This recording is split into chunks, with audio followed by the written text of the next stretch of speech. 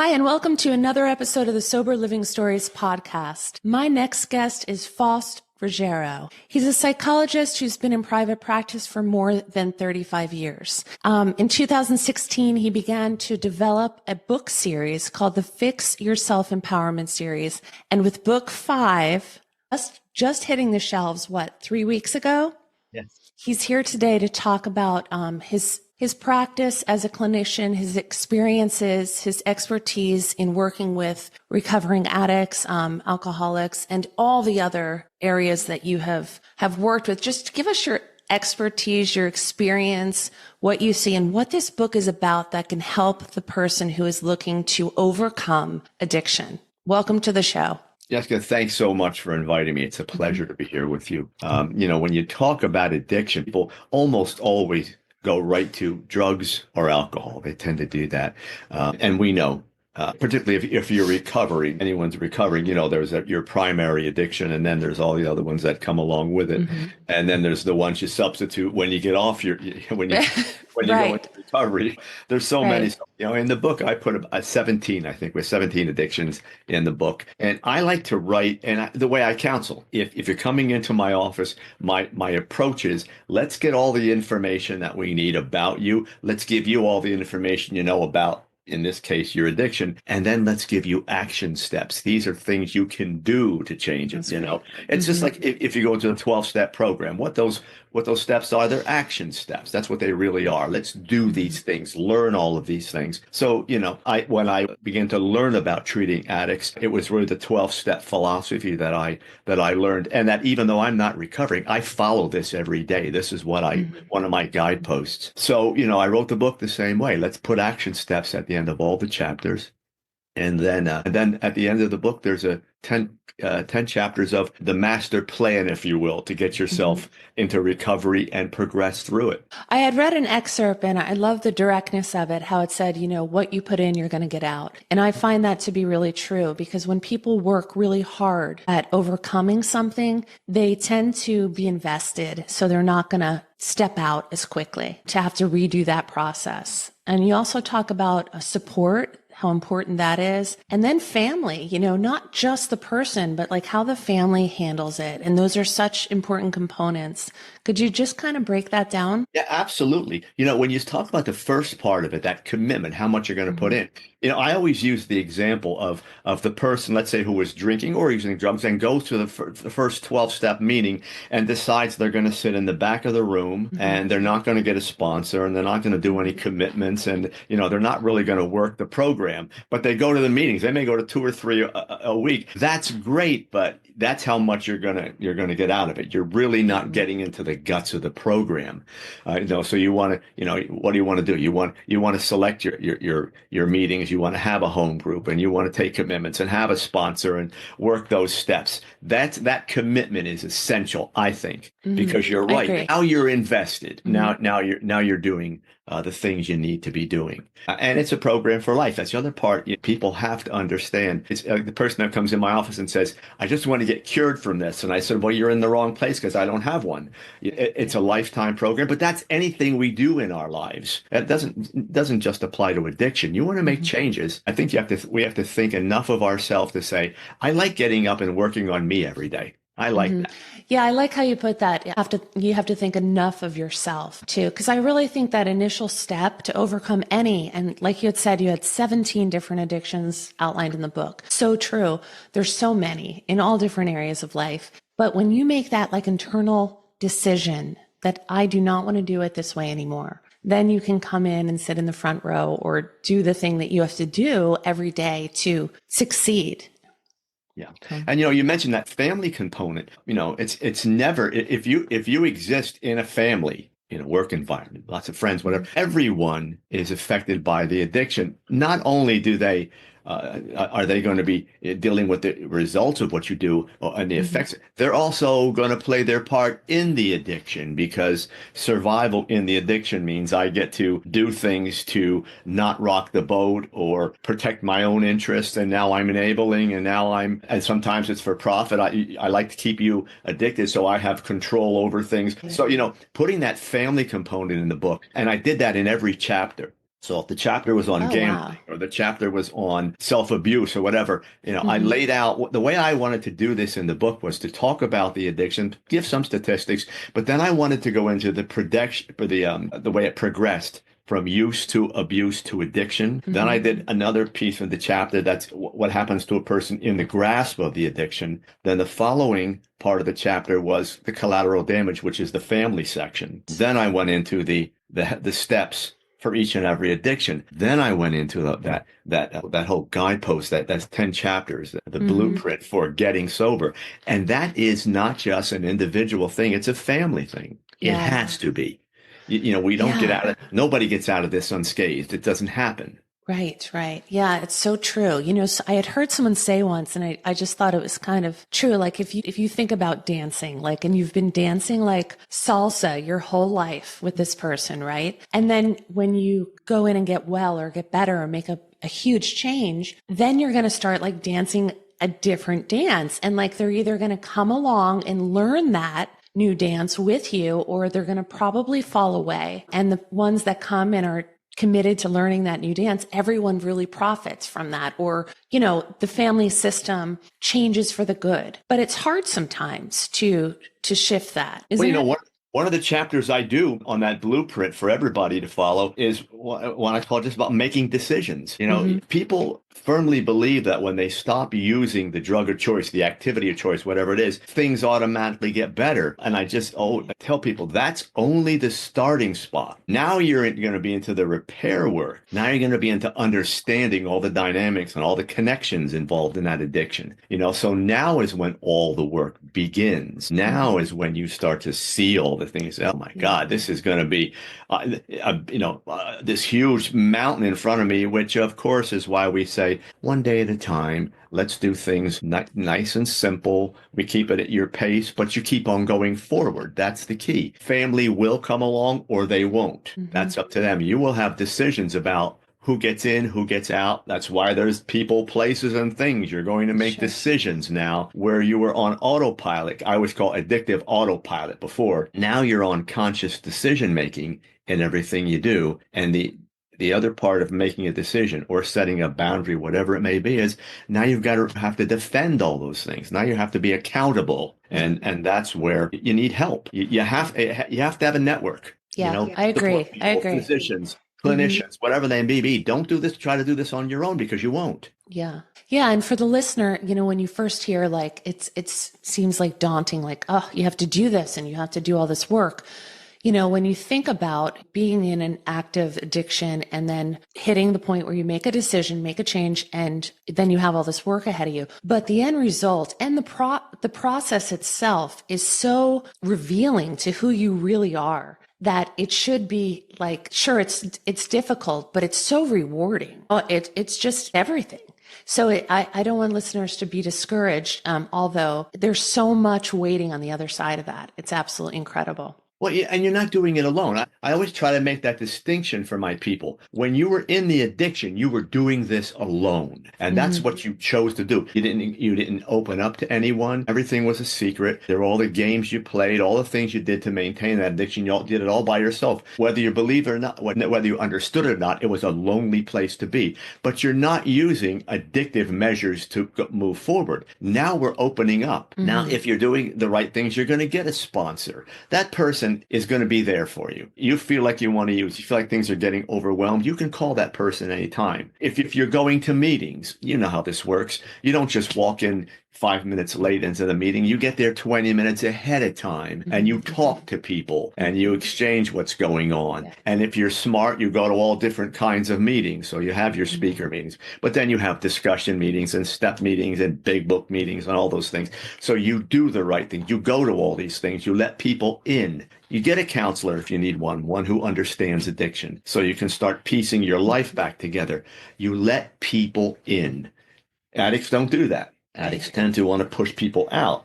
It's just if you pull the people in, you're no longer alone. And what looked like a monumental thing is a piece by piece Yeah. little thing you do every day. And then you start building little successes. And as you do those, you say, "Oh, I can do this. I Hmm. just have to keep doing it. That's all." And I keep my network close. Yeah.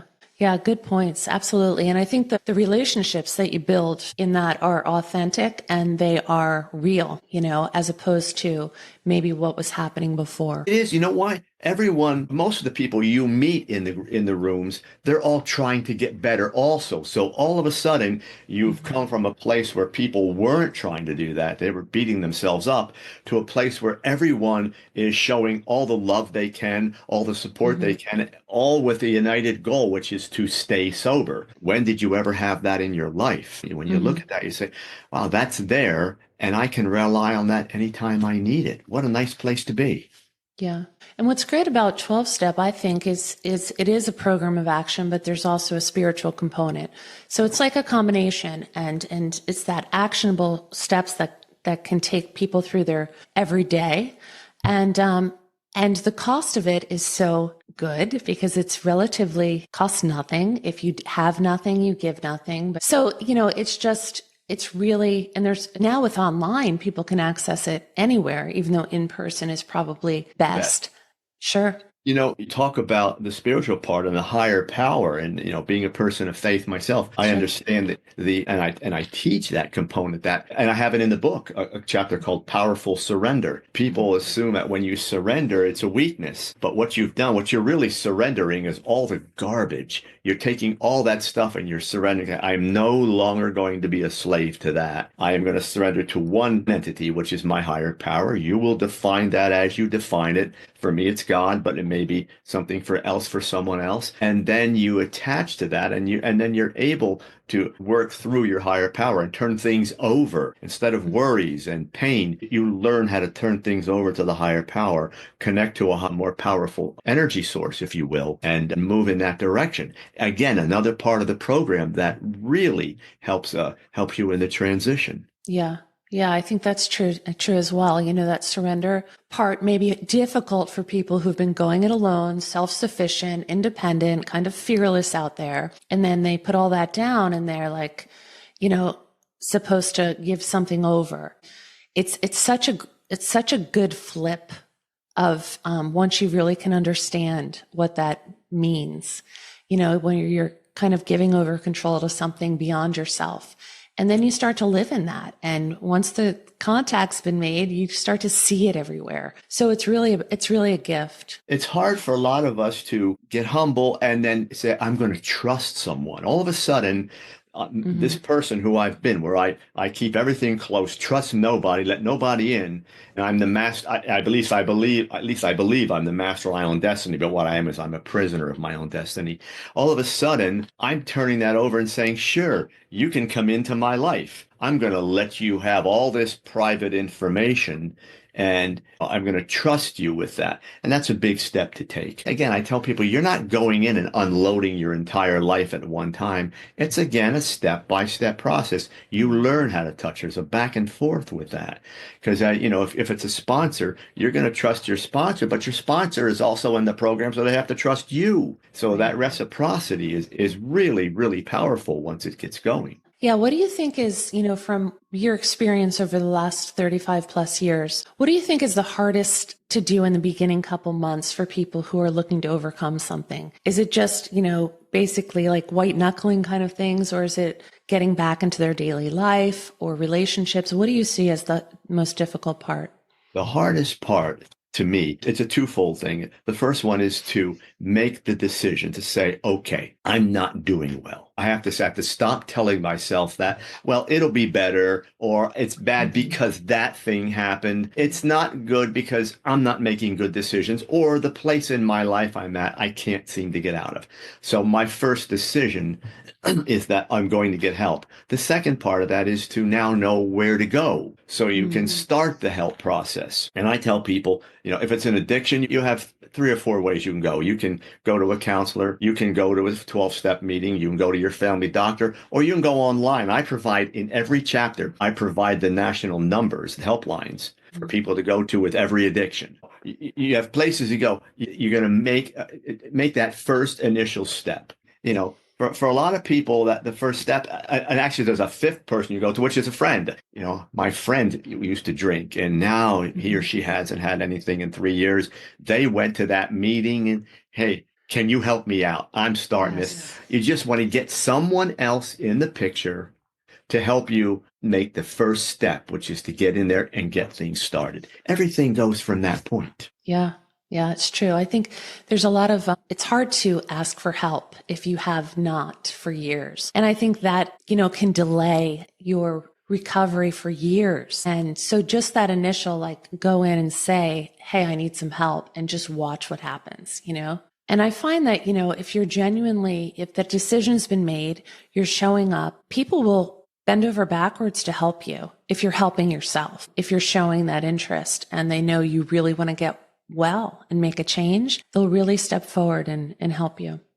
And I think you've just touched on a very important point. Why are you making the decision?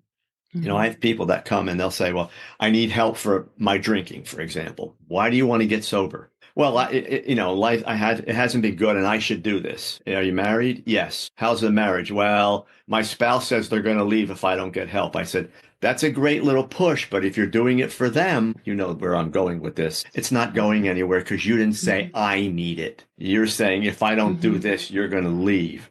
Or you got in trouble with the legal system and they've sent you. Somewhere along the line, you have to be able to say, I am not doing well. Look at my life. My marriage isn't where it should be. Finances, maybe that's being compromised, or work, or friends, all those things. Physically, I'm not feeling good. I'm looking at the decisions I'm making and I'm really not where I need to be. I just don't feel good about my life. Now you're talking about a reason to make a change. My wife or my husband is going to leave. It's legitimate, but it doesn't put you in a position to finally get to the point where you say, I am making mistakes. It's not about them. It's about me. I have to change because I firmly want this. That's where those people who do that really increase their odds of getting into and maintaining sobriety. Doing it for someone else, you're going to do it. You know what that's going to do? It's going to create resentments. I'm doing it, but I really don't want to be here. I could be doing that tonight, or it's not my problem. It's yours. It's all that kind of stuff. Make the decision for yourself. Yeah. So what do you think is, you hear people, regardless of, sure, it could be with alcohol, but it could be with anything. Like I can get sober. I can't stay that way. So what's the staying power piece? Can you speak to that? Really, it's again, maintaining your network, and one day at a time, don't get ahead of yourself. I just have someone come in and we're just starting an addiction program. She's been drinking for 13, 14 years. And she says, how long will this take? I said, I don't know. She says, 5 years from now, I'll probably be okay. I said, I don't know. She said, well, you should know all these. And I said, no, I should not. What I can tell you is what you have to do today. If you keep doing that, it's only about today. It's the place you're living. Sustained sobriety is not a destination for you. When you get there and maybe you get your 10-year chip or whatever, fine, you got there. Now you can look back. It's a looking back, but you're only sober today. And I just keep people focused on what you have to do today. It's like working out. If you say, geez, I'm 50 pounds overweight, I can't lift anything heavy, and I can't walk for 10 minutes, let alone run. I'm not going to tell you to go in and grab this program and run with it. I'm going to say, go very slow, little things one day at a time. Don't set goals on what you have to look like. Just go do the program the way you're supposed to. And everything else will take care of itself. That's what I tell people with this program. And the other thing is try to enjoy the fact that you're working on yourself. It's not a chore. You're not beating yourself up. You were beating yourself up. Enjoy it. Be able to say, you know what? I'm going to get this. I love it. People around me are helping. I'm opening up. I'm feeling good about it. Be able to do that. Yeah. Yeah. Wow. So let me go somewhere else. I'd love to hear your opinion on this. So to me, there's a difference between a true alcoholic and somebody who's sober curious or wants to live alcohol free, but they didn't really have a real problem yet, or it's not working for them. So how is that approach different? I know that one seems to be like a life-saving mission, and the other seems to be a lifestyle change. And so seeing as you've been doing this for quite a long time, how do you handle that differently when people come to you? Or do they not come to you for the one, but you see more of the other? It's about 50-50, so to speak. The ones that, my life's falling apart. I'm losing everything. I know I'm addicted. I'm doing this from morning to evening. That's easy to diagnose. The other ones don't present that way. They'll present with my relationship really stinks, or I'm depressed a lot or anxious a lot. And then as I start asking the questions, I'm inevitably, just because of training and my own exposure to addicts, I always say, any substances in your life? And be honest with me.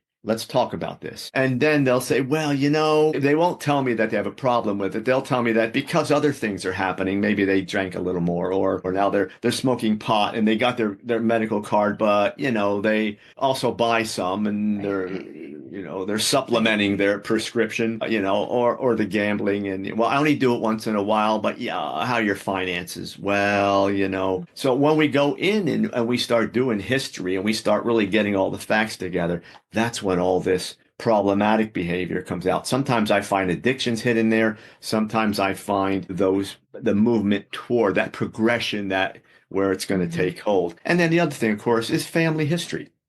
Do we have any of that in the family? Any substance abuse, other addictions, mental health issues? When I go there now, we start unlocking door after door, and this stuff comes out. Yeah. Yeah, because I think when you get further and they say it's not really about the drink or the substance or the food or the sugar or the gambling, it's about what the behaviors that behavior brings, how it makes you feel. You're guilty, you're hiding, you're dishonest, you're shameful, which kind of colors your personality and how you handle the people in the world, right? And so I could see it. Yeah, that when you said it presents differently. Absolutely. I could see that. So they both have both of those different aspects of whether it's alcohol-free living or, rock bottom alcoholism, have an ability to positively get better. Yeah, and I try to say, we always want to educate people. People have a tendency to misinterpret, particularly drugs, which are legal, like alcohol and marijuana, and those things. They're legal, or over-the-counter amphetamines and caffeine. Well, they're not doing any damage to me. And I say, example, someone comes in and says, I have so much anxiety. Now, I always go physical first. Okay, let's see what you're doing. Are you sleeping well? Well, not so good. Caffeine? How much caffeine a day? Well, I have 3 or 4 cups of coffee. You make it black and strong. I asked, any energy drinks, how much sugar? And then, okay, by the end of the night, you're still, are you tired when you go to bed? Well, I am, but then I hit the bed and my eyes are wide open. I said, yeah, that caffeine presents that way.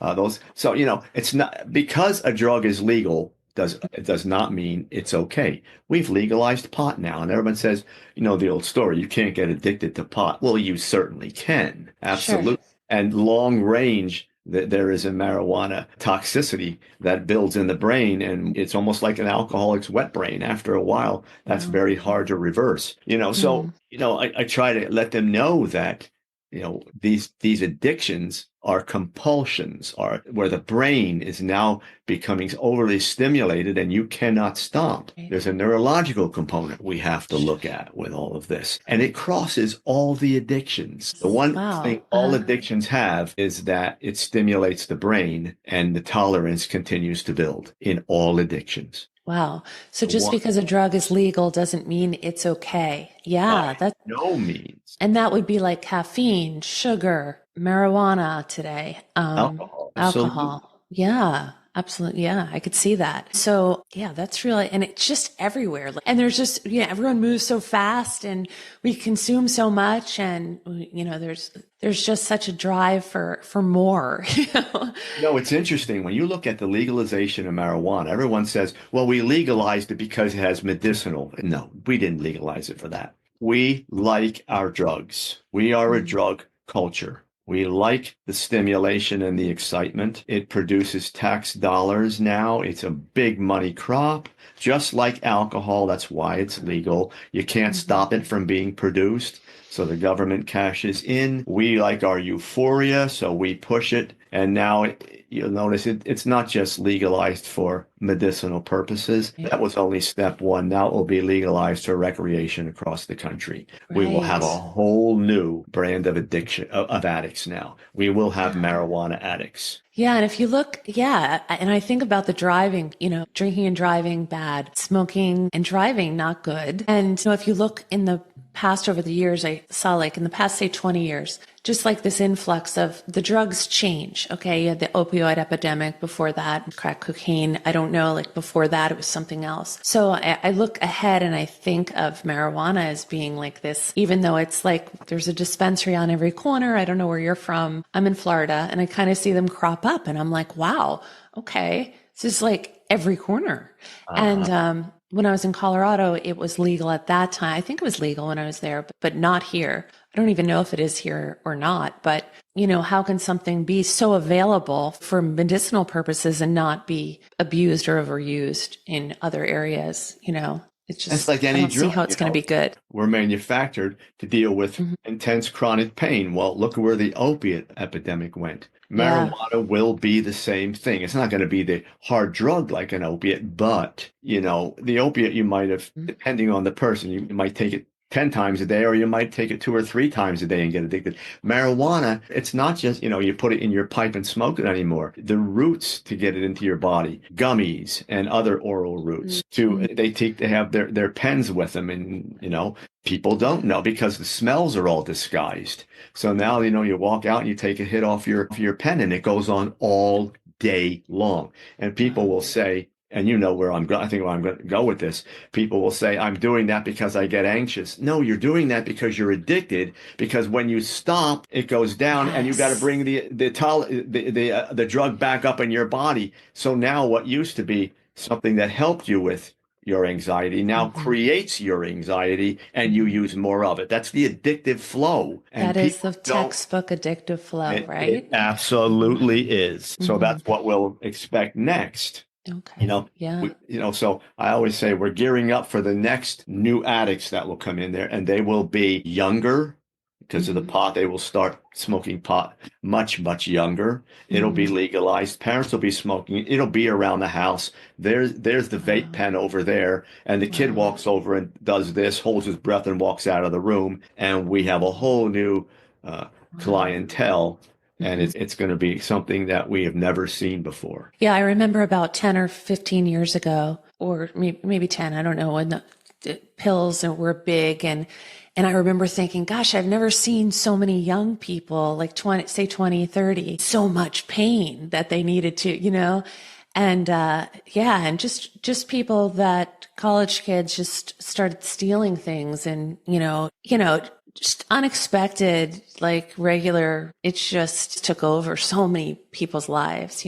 So yeah, the marijuana thing, it's just up and coming and it's bigger and bigger and it's everywhere. So we'll just see where this plays out. So too, you talked earlier about, we were touching on like addiction transfers. It's like you put down one and then maybe you stop drinking and then you pick up food or, I can't drink, so I'll have dessert. And then it turns into something like bigger and the same behaviors start to be like, so like where everything gets smaller. So what are some of the most common like addiction transfers that you see in your practice? Well, food is a big one. That's huge. I see a lot of that. I see gambling, they'll go to that, one drug to the other, alcohol. Okay, maybe now I'm dabbling in pills just a little bit, or now I've Uh-huh. started to smoke instead, pot. I see a lot of that going on. Exercise is another one, Oh good. yeah. Now I'm going to get myself healthy. I'm off the drug or the alcohol. I'm going to get myself healthy. Now I'm going to the gym 7 days a week. I'm spending 2 hours there. Now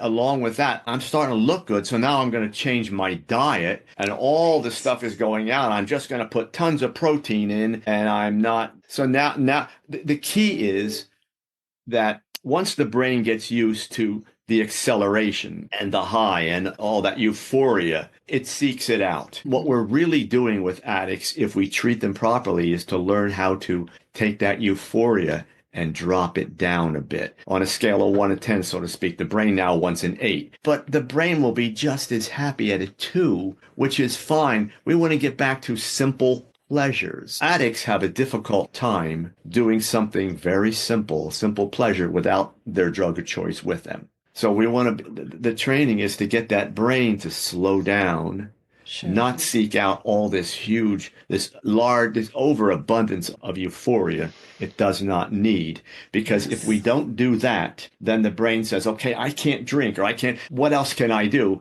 So then we do all the rationalization. Well, I was doing that. That was terrible. I'll just do this now. Or this is healthy for me now. I'll just do that. And now Right. we have the same person taking their addiction, transferring it to something they have now rationalized, and essentially they're active addicts yet. Yeah. Yeah. So it's one extreme, it's extreme. And so you want to try to get to this middle road.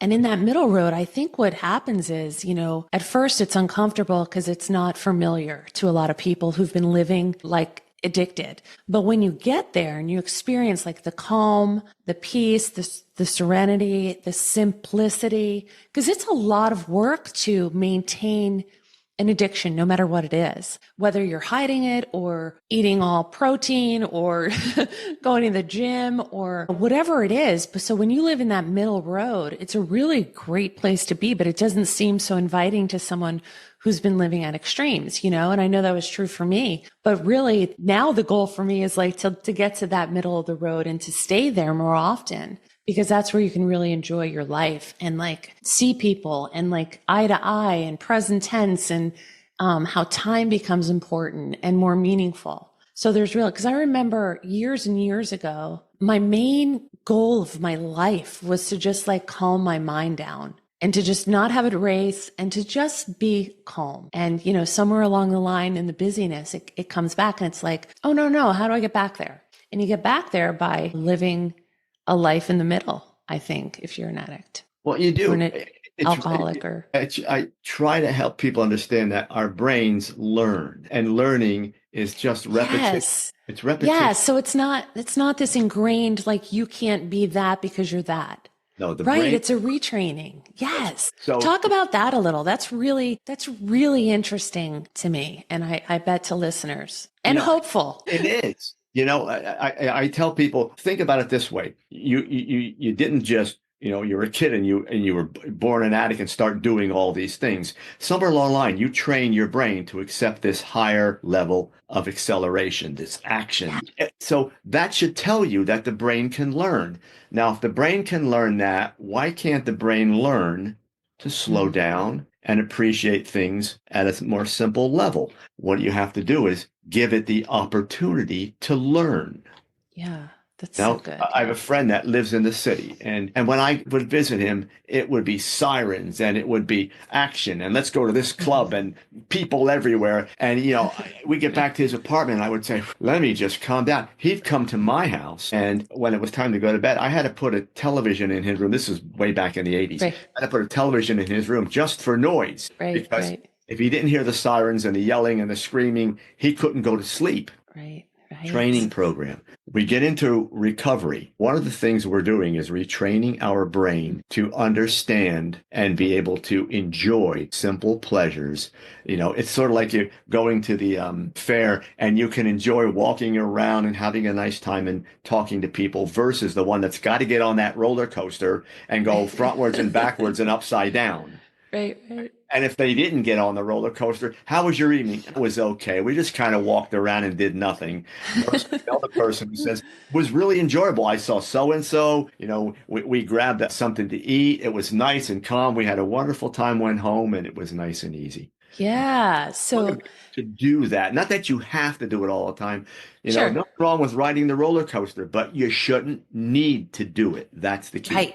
You shouldn't need to do it. Right. Right. And so before you talked about you address the physical with your clients first. So what do you see as the physical component? Like that must be such a gift to your system to slow it down and to not have to live it in the extremes. You're talking about health, like life longevity, all of those things. Like, doesn't that affect your health in a really positive way when you kind of take it down? Absolutely. The first part of physical, I think, that people understand is that there is no such thing as an addiction that is only psychological or mental. Oh, Physical, yes. we're physical organisms. We feel euphoria in our brain. Some people, Right. some people can say, we're going to go out tonight and I'm going to have 2 glasses of wine. I already Mm-hmm. know that. That'll be my limit, and I'm fine. Never think about that for the rest of the week. The next person goes out and has one, and you know the old story. If I have one, I'm going to have 100. So, so they can't have the one because their brain is not set up that way. That one will trigger the addictive response in the brain, and they'll want to continue to supplement that. Yes. So it's physical. Have to understand that, and you're not going to think your way out of it. There's a plan. AA has a plan. It does address the physical. It doesn't do it directly, but everything it does in that slow down, teach your brain, people, places, and things, Mm-hmm. all that's designed to slow neurology down. It wasn't the Bill W.'s intent. However, when you break it down in terms of what happened, that's what's going on the physical level. And we Wow. want people to understand that. That's why you say I think you said it was alcohol that you did too. Mm-hmm. So Yeah. if you and I went out for the Mhm. evening, I could have 1, 2 drinks and I'd be okay. If you had the one, we don't know what's happening now. Maybe you were lucky. Exactly. Maybe you were fortunate and said, called the sponsor, said, help me, I just screwed up. Or you It's, go home, and on the way home, you stop at the liquor store and purchase a bottle. We mhm. don't know what's going to happen with you. That's the neurology that you That's the have, that difference. you're Hmm. born with. It wasn't. Right. Yeah. Yeah, there's so much good stuff. I'm enjoying this conversation. There's so much truth to everything you're saying. Yeah. So what would you say to people who are listening, your last book? Jessica, when I started doing this, I wanted to help people empower themselves from the inside. That's my way Hmm. of doing things and get to a point of balance.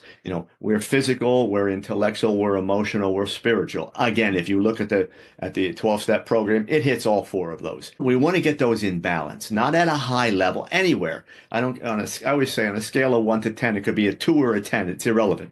So Right. they're in balance. So I wanted to help people Hmm. learn to do that. Get their emotions down, get more clarity of thought, get their body in physical shape so it helps them, it's not a hindrance, and hopefully to connect to your spirituality. That was the first book. The pandemic hit, and we looked and I said, all right, look at the anxiety level here. So second book was the Fix Your Anxiety Handbook. Hmm. Following that, we saw depression coming at the end of the pandemic, so we went with depression. Well, we saw in the country the presidential election just personified the anger Hmm. that we're Hmm. experiencing. So that was the 4th book. But I Oh, always good. had this in my head that I needed to do one on addiction. I've worked so much with addiction and at so many levels. So the 5th book was the Fix Your Addiction Handbook. Interestingly, the 12-step programs in my area, of course, a lot of people I know in the area I've treated came back and said, I bought the book. Do you mind if I take this to my meeting? Please do. And now the 12 steppers are in my area are starting to use this as supplemental reading, which is really nice to hear. The goal of that book is really to help people understand that, this is something that if you're willing to work with, there are ways to do that. There's an Hmm. abundance of treatment out there if you're Sure. willing to do it. Yeah. And, And just in talking to you, I could tell that, well, because you have been in this for so many years and worked with so many people, if someone is working a 12 step and wants to supplement with this, if they're not going to a therapist, if they're not able to go to a therapist because of expenses or this or that, like purchase this series, walk through it. It's not like it was written. When I was reading the excerpts, it really resonated with me. It spoke to me because of the directness of it and the actions. And I love the family component, like we had talked about earlier, because everyone's living in that and it helps them kind of navigate through that. if any advice I give to people is don't play with recovery.